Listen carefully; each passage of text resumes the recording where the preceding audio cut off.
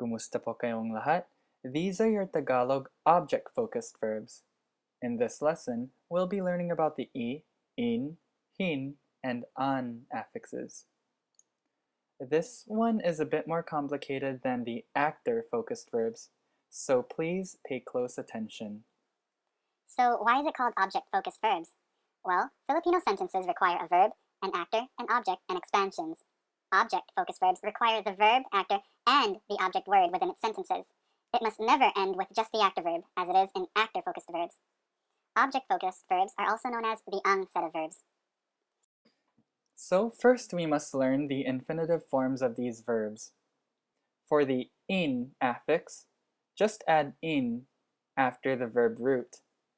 So hanap becomes hanapin, hanapin, to look for. Luto becomes lutuin, lutuin, to cook. Remember that if the last vowel is an O, change it to U when it's conjugated. Now for the E affix, just add E before the root. So sulat becomes isulat, isulat, to write. Handa becomes ihanda, ihanda, to prepare. Now for the hin affix, it's the same rule as the in rule, so basa becomes basahin, basahin, to read. Kanta becomes kantahin, kantahin, to sing. Finally, for the an affix, the rule is to add an after the root. So, tawag becomes tawagan, tawagan, to call. Hugas becomes hugasan, hugasan, to wash something. Let's start off with past tense. Rule for the in affix, add in before the first vowel of the root. So hanapin becomes hinanap, hinanap, looked for. Lutuin becomes linuto, linuto, cooked. Restore the U back to O. Rule for the E affix. Affix in before the first vowel of the root. Then add E before the entire word. So, isulat becomes isinulat, isinulat, wrote. Ihanda becomes inihanda, inihanda, prepared. For verbs that start with the letters H, L, and vowels that use the E affix, we will have to put ini before the word. Like we switched around the E and in affixes. I wouldn't say ihinanda because ihi means to pee. Okay, anyway, so the rule for the hin affix, it's the same as the in affix. So, basahin becomes binasa, binasa, read. Kantahin becomes kinanta, kinanta, sang. Now, rule for the an affix. First step is to keep it as the infinitive form.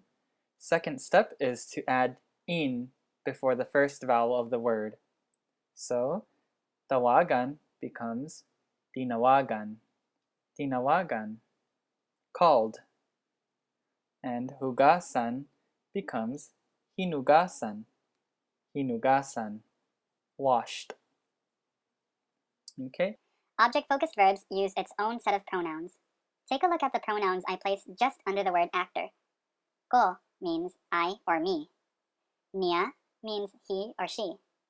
Nila means they. Namin is the exclusive form of we or us. Ninyo is the plural form of you. Now, if you take a look at the objects column, almost all sentences contain the word ang. That's why object-focused verbs are also known as the ang set of verbs. Now, follow along as we go down the list. Hinanap ko ang aklat ko. Hinanap ko ang aklat ko. I looked for my book. Next, linuto niya ang adobong manok kanina. Linuto niya ang adobong manok kanina. He or she cooked chicken adobo earlier. I colored the expansions red because they're optional. You don't have to put them there.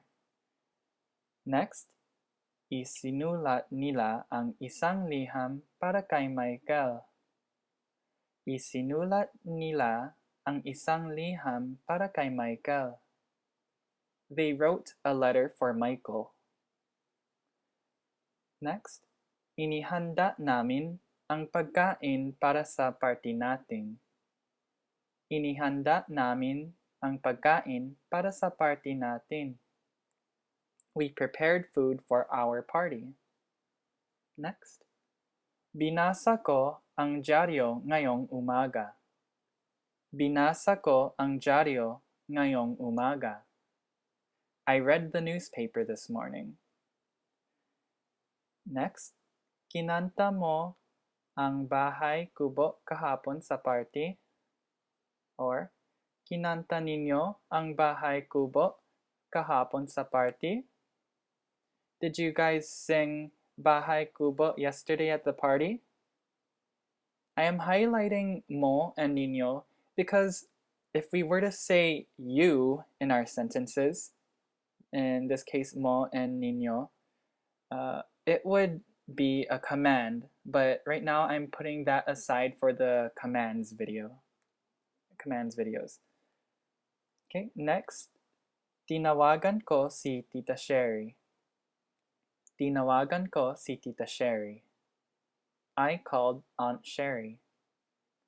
Si is highlighted because when using the ang set of verbs, you will have to use si when referring to proper nouns in the object part of the sentence. Finally, we have hinugasan niya ang buhok ni Jennifer.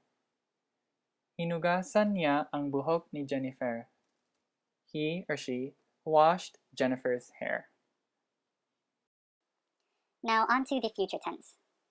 The rules are all the same in this one.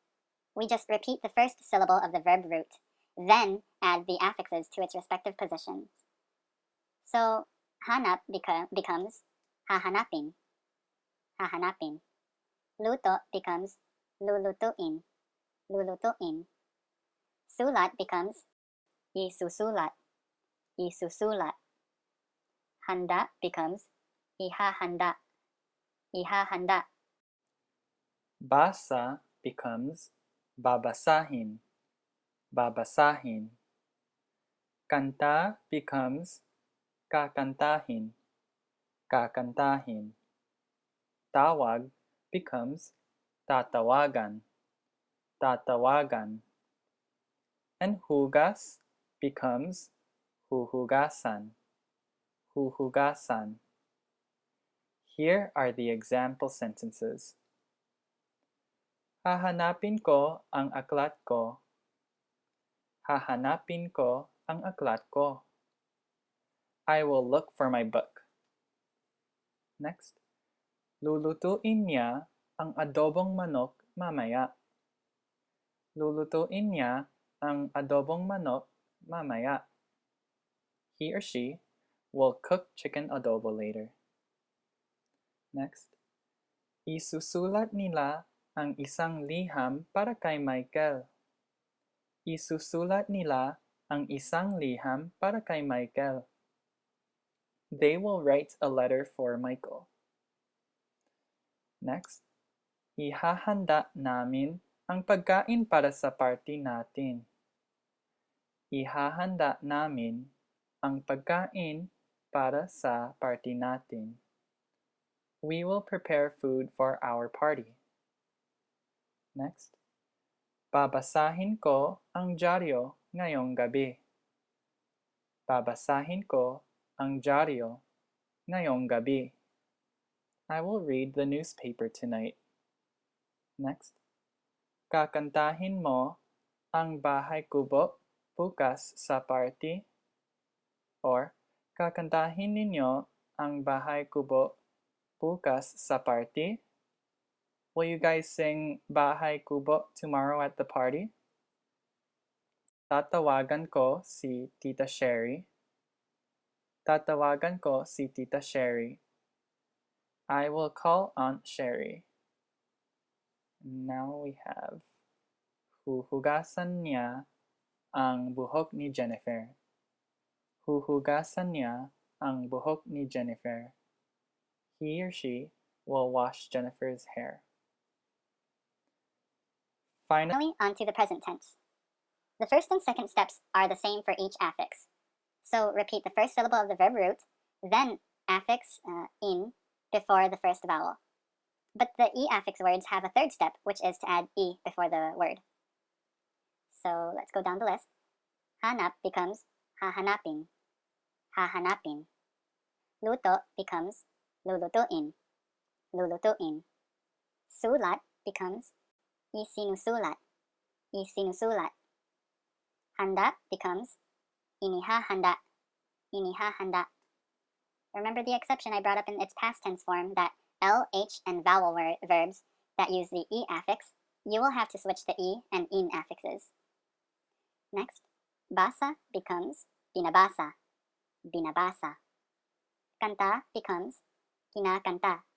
Kinakanta. Tawag becomes tinatawag. Tinatawag.